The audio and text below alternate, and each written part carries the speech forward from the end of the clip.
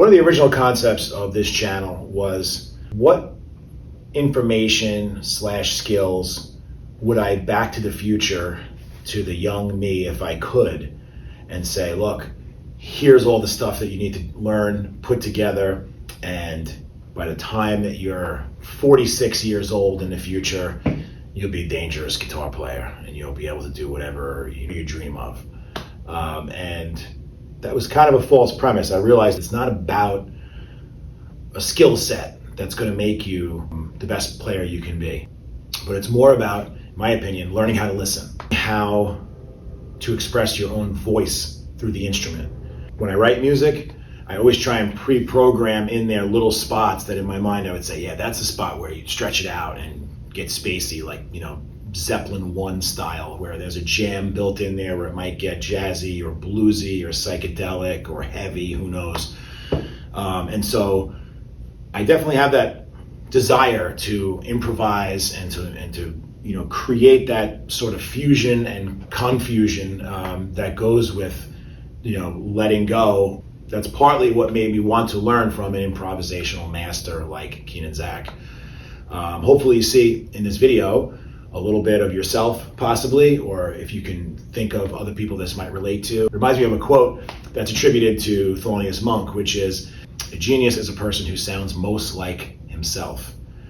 And if you think of the most unique players of all time, could you put them on in a skills test and say, well, this one's better than that one? Or is it just that someone comes along, once in all time, who is the Jimi Hendrix, or who is the Jeff Beck, or who is the Derek Trucks, who just is their own unique, incomparable self.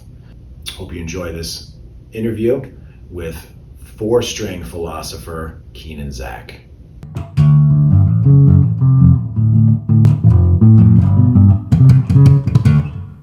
Improvisation, which is like something that speaks regardless of the instruments you're trying to play, kind of regardless of the context. It's more of how do you, as a human being, have a voice through your instrument, and then how can you converse with other people through their instruments. How does that start?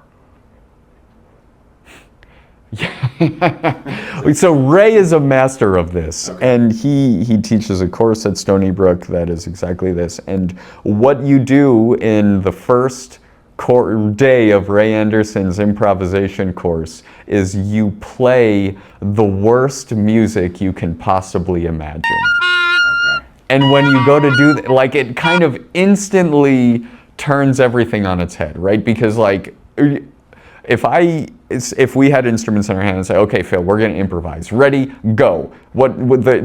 Often the first response is like, oh my God, I'm frozen, I don't know what to do, right? And it's because we put a lot of pressure on ourselves. We want to sound good, all of these things. But then if the goal is, okay, make the worst piece of music ever played in the history of the world, like, suddenly you're free of all of that because you're trying to sound bad, right? And what you then tap into is just natural creative expression, and the ego that comes up gets watered down, and we're more present, we're more relaxed, we can just have fun. In that experience, are most people pleasantly surprised with what their subconscious throws at them? Exactly. Like it instantly, it becomes really fun and exciting for everybody, and inspiring. Well, this is actually the reason why I wanted to interview you originally, because the improvisation is something that fascinates me. Are there some techniques, where you've been able to loosen up other people you're jamming with to get them on that wavelength where they're comfortable or creating improvisation? Yeah. Well, yes. Another one is just like passing rhythm back and forth between two people. So for instance, if like we each have a stick, or even just clapping of like, I'm going to clap and then I'm going to wait for you to clap. And we're going to try to make a tempo between us just based on our clapping. And like, I have a choice of, I can either try to move that tempo forward, I can try to match that tempo, I can try to move it backwards. And one clap each? Yeah, just one clap, like I clap, then you clap. You want to try it? Sure. Yeah. Okay.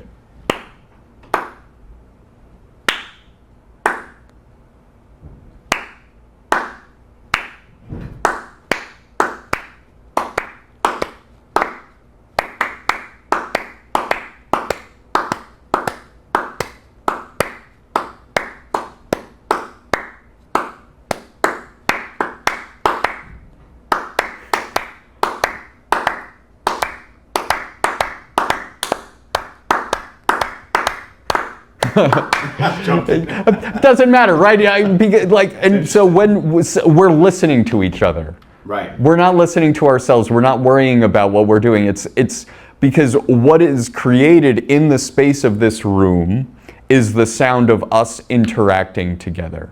And so if there are listeners in this room, like, okay, they hear me clapping, they hear you clapping, but what's the predominant thing they're experiencing is us clapping together. Like up and down. Yeah, sure, right. And then even for us as performers, I was recently working with a friend.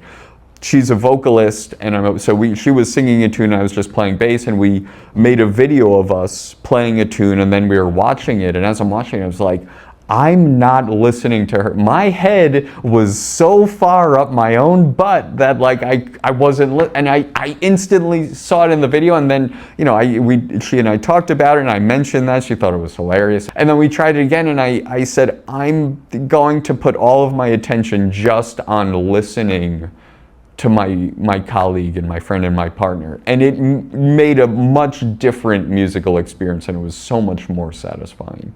You mentioned your experiences in college.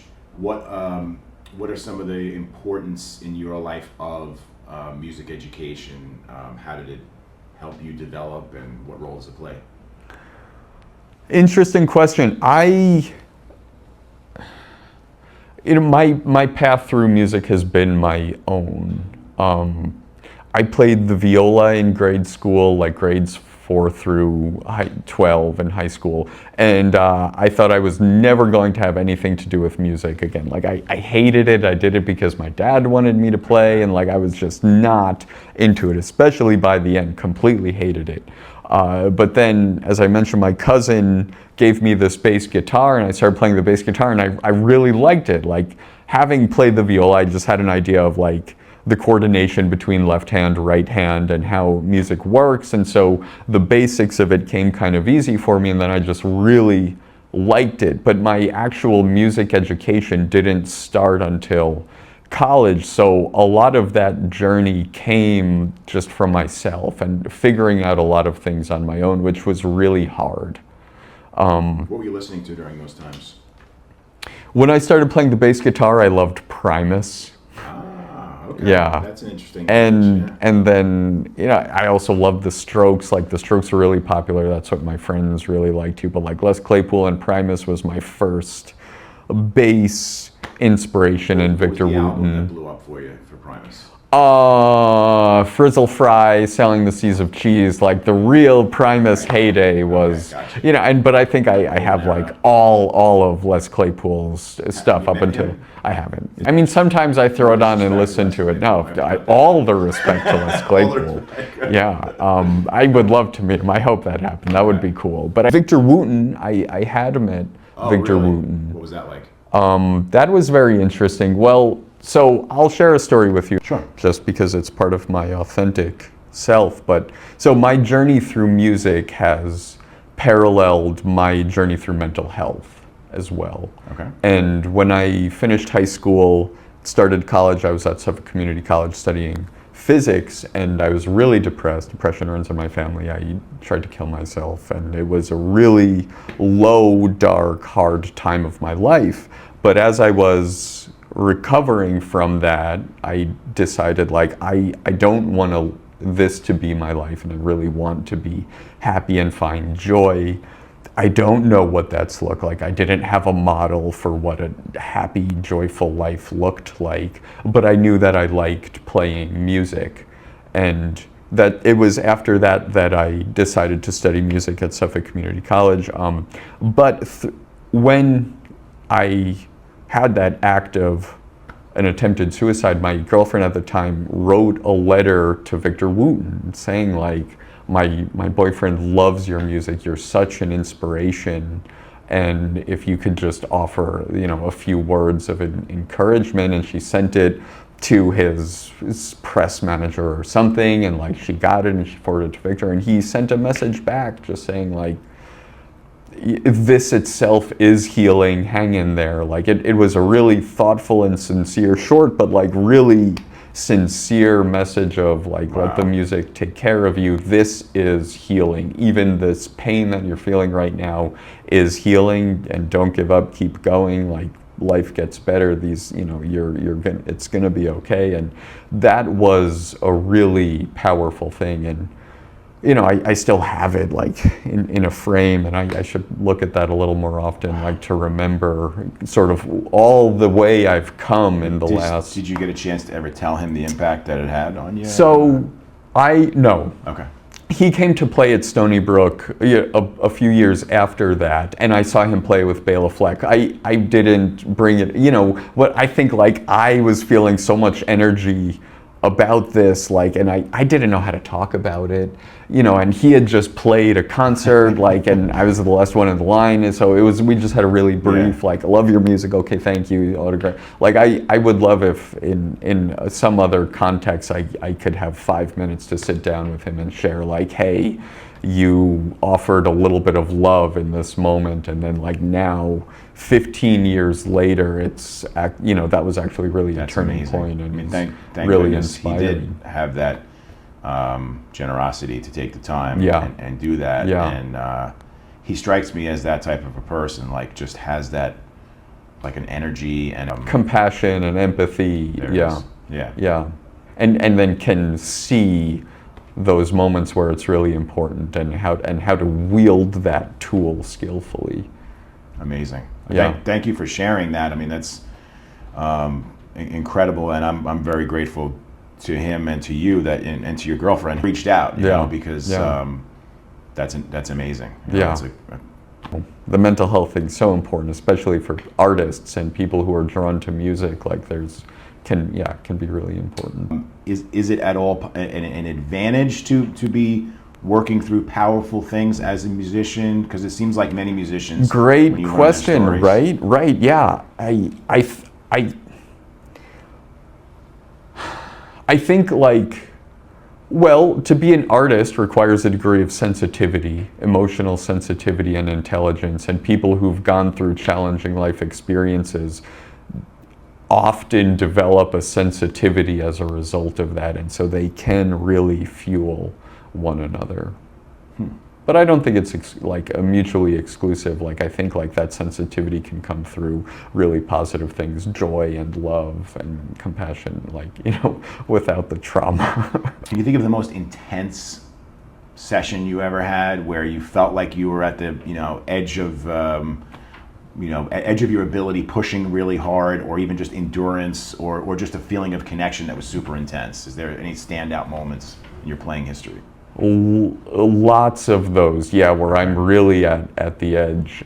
Some of them in live performance, or some just in private sessions, like meeting with friends in a basement, but with musicians that I really respect. So I have a band with Kieran McAuliffe and John Ling, and we used to meet at John Ling's studio at Stony Brook University. And those sessions, I always felt like I was at the edge of my ability. And one time we brought another friend of ours, Chris Covais, who's a Long Island musician and composer, I have so much respect in the world. And so getting to play with him, I was nervous, you know, but it felt like the music was so sensitive, and we were listening, and those musicians are all at such a high level that I felt like I'm really pushing my boundaries to be able to hang. And I had a session with Ray Anderson, Steve Salerno, and a drummer named Jeremy Carlstedt at Ray Anderson's house. I mean, totally informal, so chill, like, no pressure. So there's no recording of this? This is no, just an experience. Yeah, these are things that were just for fun. Yeah. But, like, feeling like I'm playing with seriously heavy hitters. I mean, people who've played music all over the world, and, like, I'm just kind of a kid compared to these people, and trying my best to, like, support the music and be present and be myself. But also, even outside of jazz, like, I recently had some performances. I've been playing a lot of Baroque music in the last couple of years, and last month I was in Toronto at the Tafelmusik Festival. I was playing with a chamber group, and we were playing a Vivaldi piece for voice with chamber orchestra, and like talk about being on the edge. That was as on the edge of a performance, like as far as tempo and listening, and that was an incredibly powerful performance, and that was live, and like we finished and the audience just erupted, like they were really. Is that a piece that stands up on its own, or is it because of the way it was being performed? The piece itself is brilliant, and with this vocalist, it takes a really specific type of vocalist and a skillful vocalist to be able to pull this off, like, and we did it, and like just the words you used of being on the edge, like that point of like it's so close to unraveling, it's so close to tipping over, but like that boundary is where the excitement really lives. Wow. You know, if it's just safe, then it's not alive. So this was from one of your former students. Okay. It's actually his dad, okay. John Schroeder. Oh yeah. So his dad, Gerald's a buddy of mine, been on the cool. channel also. Cool. Oh, I love them. I saw them just the other day. Yeah. Awesome. And so the question that was brought forward is, can you talk about the relationship between musical knowledge and the sort of freedom that comes through improvisation? Yes. It's conversation and language is what really comes to mind. Okay. In the sense of we're having a conversation right now, and what's informing this conversation is my knowledge of vocabulary. In the moment that you're improvising, you have a lifelong catalog of experiences that you can draw from. Emotional experiences are on one hand, and then musical experiences on the other hand. So the music you've listened to, if there was a musical family you've been born into, like this is your musical language that will then come through when you're improvising. It's sort of how you make sense of sound and parse it into musical ideas. So I think like for people who are musicians, this aspect of study, you know, you had mentioned something about studying when you were talking about your journey with music. Like study is important, and study can be like, okay, a rigorous, I'm going to practice and transcribe solos. Like it can look like that, but it can even be just an exposure to music. One of my best friends is a guitar player. His dad's a guitar player. He's a fabulous guitar player and was just sort of born into this world of music. And so he has this really natural, easy relationship for it. Like practicing 8 hours a day, transcribing solos isn't inspiring for him. Because for him, music is more about hanging out, relaxing, being together, and it's not about like, okay, I need to go amass all this knowledge and then demonstrate it with other people. It's just about like, well, let's hang out with some instruments, right? And so everybody loves listening to him, and he has this really like affable musical persona. And it's been accumulated because he was born into a really musical family. And it's just kind of in his heart and personality. Another really good friend of mine, an amazing, one of the best musicians I've ever met, my friend Byron, Rashon, Preston, comes from a family of gospel musicians. And I used to go to the church where Byron played, and his father was the preacher. Byron played the organ, his little brother played the drums, his other brother sang. Like, wow. You know, you're born into a musical culture and born into a musical family. Like, I don't think he ever really practiced a day in his life, like, but just the act of playing and what music means to him is something that was present right from the beginning, and then it's always there and seemingly always accessible. The way a drummer learns their rudiments, or a guitar player maybe learns their scales, their chords, etc. Yeah. How important is it to have that as part of your abilities and vocabulary? Not a prerequisite. Okay. Not a prerequisite.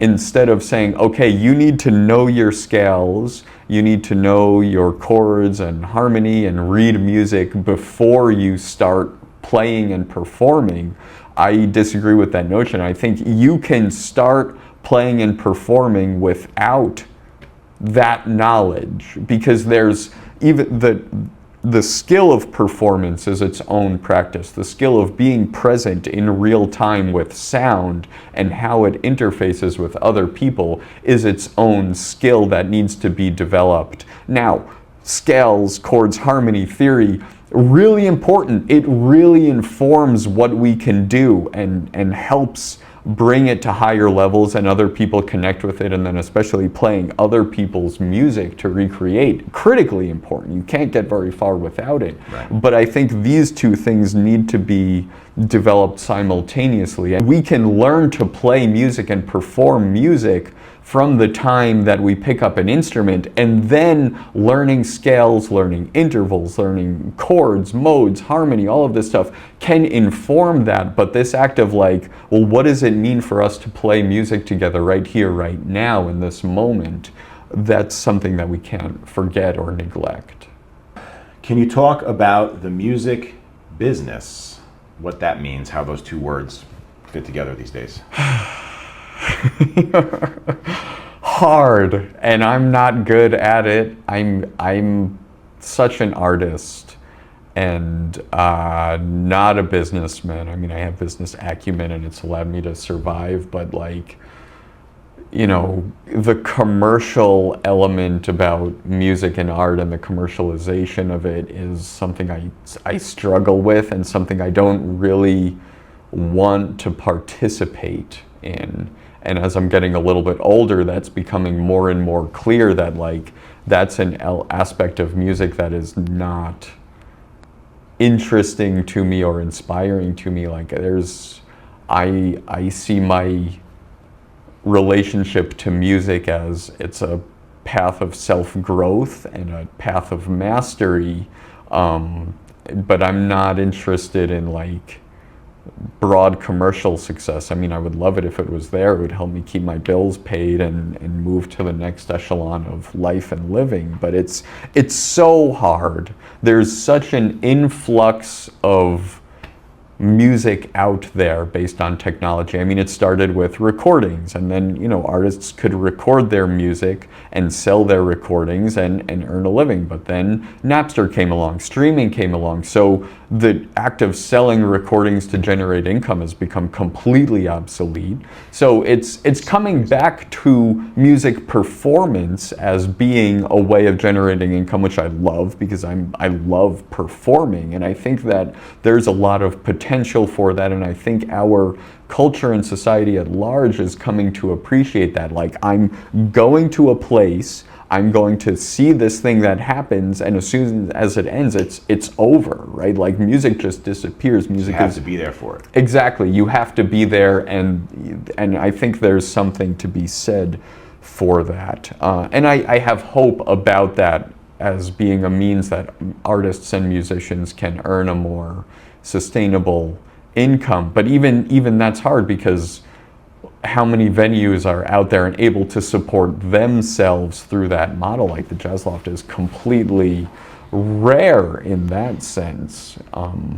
It's just so hard. What would be the perfect situation if you could say, like, this is my professional life, and maybe they're intertwined, I don't know. Sure. But like, if you could choose what you'd be doing every day.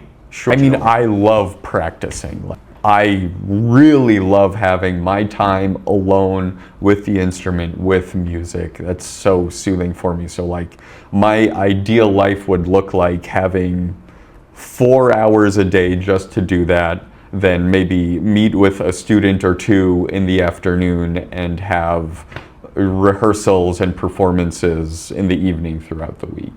Is that what you have happening now? Pretty close? Getting there, yeah, you know. awesome. I mean, yes, it is, and to maybe get that each of them at a higher level and to pay more money would be amazing, you know. But right, I'm not actually that far off from that. The recording is not so much an aspiration about like having finished mastered recordings per se. You didn't mention that. I would love my live recordings to be, when they're recorded, they can just be mixed, mastered, and then offered. But like, as far as making the Keenan Zach studio album, that hasn't been an interest for me. I think like my interest in music has changed. Like, I'm not really into popular music. Like, I'm into music that wouldn't really work tracking it in a studio. Like as I'm going further and further, I'm becoming more, I mentioned being interested in Baroque music and classical music and chamber music performance, and this is something that it happens live as an interaction between musicians live in a room, and it's hard to capture that in a recording. So it'd be more like of a one-take live, Yeah. really good condenser mics, basically. That's right. Pulling That's it all right. in. And, That's right. Anything specific? Are there drills or techniques that are an everyday thing for you? Sure. That transfers as good practice. So right now, what I'm really focusing on in my practicing is relaxing, being able to play relaxed. So I mentioned, like, I started late and I've made up a lot of ground in a short amount of time, and that was through really intense practice and labor. And, then suddenly, like, I turned 30 and I'm 36 now, and my body was like, hey, you need to take care of yourself. If I do something with poor posture, it hurts. It looks like it. I mean, I have no experience upright bass, but when I see people running up the neck, it doesn't seem like a ergonomic. And if you're doing that for a few hours every day, like, your body is the body keeps the score, right? Like, your body's gonna say, I don't like doing that. And so I in the last few years have gone through periods of just feeling really intense pain, and now I'm trying to be like, okay, how do I just let go of all of that? And what is, like, the truer, deeper thing in the music that I can access without making my body go into the red zone and then feeling really bad afterwards. More detail of what that looks like: listening. So I spend a lot of time just on intonation, intervals, and rhythm, and playing in a way that, like, I can express a musical idea without my body becoming physically or emotionally dysregulated. Especially people who are starting to play, making some of those habits now. Yeah. Listening to your, you said, listening to the dials on your dashboard there and figuring out what's right and wrong for you. I am very novice to jazz listening even, right? Yeah. And so when I go to a jam session, I'm always impressed with the fact that people who are on the stage know where the breaks are going to be, and there seems to be an etiquette where you give it a nod, but they don't need, there's a certain number of bars. What's the formula that I'm missing as a casual jazz fan? No, such a good question, such a good question. Okay. Familiarity.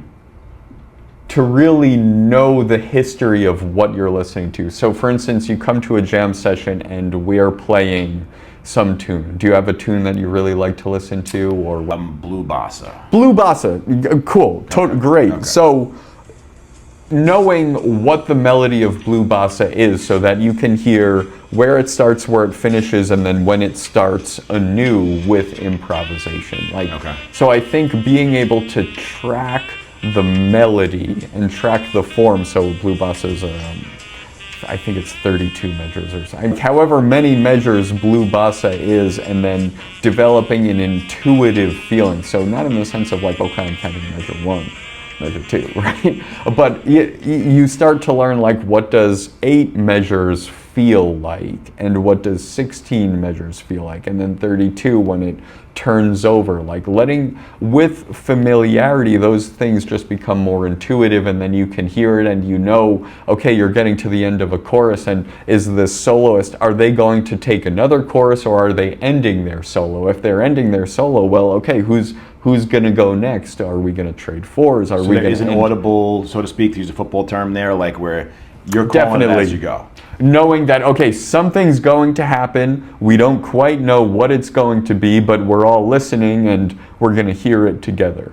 Because I've seen times too where, like, the drummer will do almost like an intermission, like someone will solo and then the drummer will not quite play a whole solo, but bat, and then it'll kick off to then the saxophone person steps up. And I always wonder, is that handoff formal or informal when that's happening?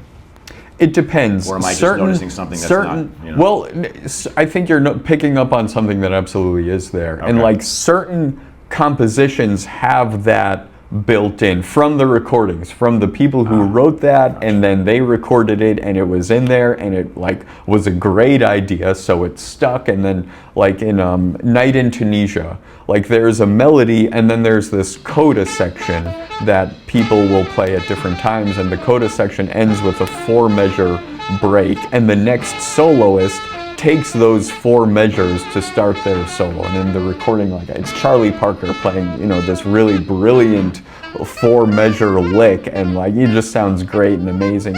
And so generally when people play that, if it goes to that coda section, they know that it's going to end with that break, and the next soloist takes that space to start their solo.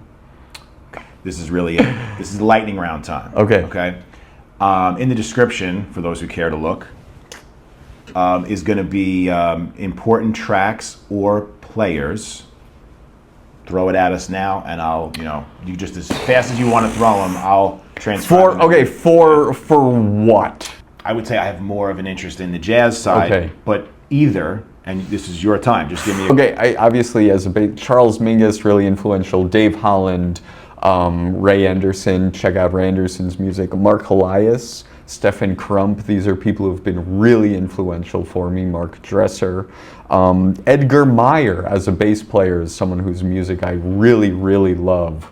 I mean, you could, all that's of a good them. start. Yeah, that's all. Just as they are, and then people seek these players out. This is the last one. Okay. We're finally here.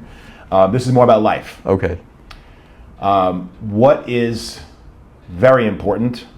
What is unimportant? Love, family, friends, joy, really important. Unimportant, seeking validation from other people, fame, renowned. I think that's it.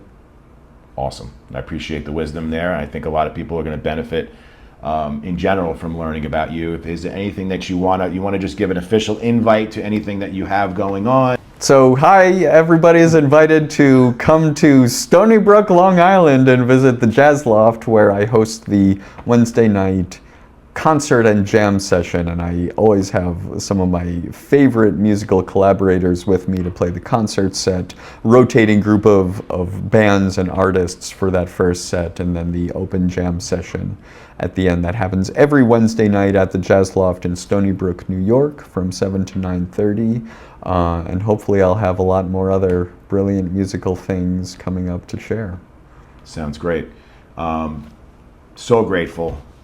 Thanks, Phil. That you came and shared your experience and your wisdom, and I think you know, the more people that start playing and realize that it is a community, I think it will grow, especially the performance side. I feel like the world is ready to start jumping in and enjoying it.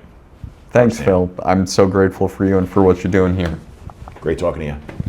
All right, that's it.